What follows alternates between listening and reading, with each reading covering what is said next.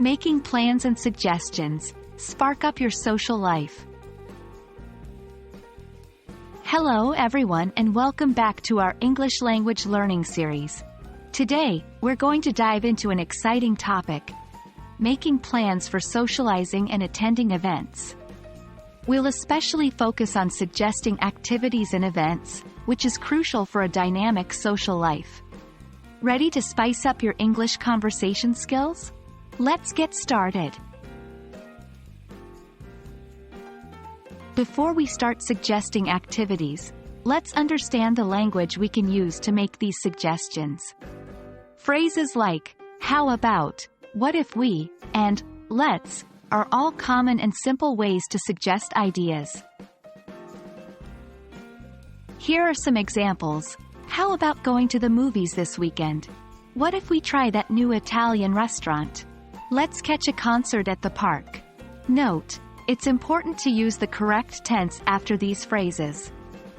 We usually use the ing form, gerund, after, how about, and what about, and the base form of the verb after, let's. Now that you know how to make suggestions, it's time to learn how to respond to them. You can agree with a suggestion by saying, "That sounds like a great idea. I'd love to. Sounds good to me." If you want to disagree or suggest something else, you can say, "I'm not sure about that. How about we go hiking instead? I don't really feel like going to the movies. What if we just chill at home?"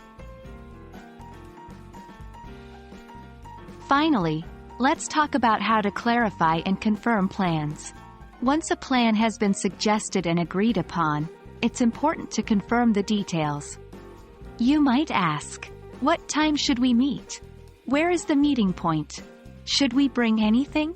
And don't forget to confirm by saying, "So, we're meeting at 5 p.m. at the city park, right?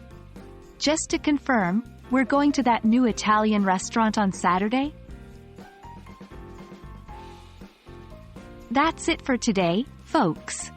Now you have the language tools to suggest activities and events, respond to suggestions, and confirm plans.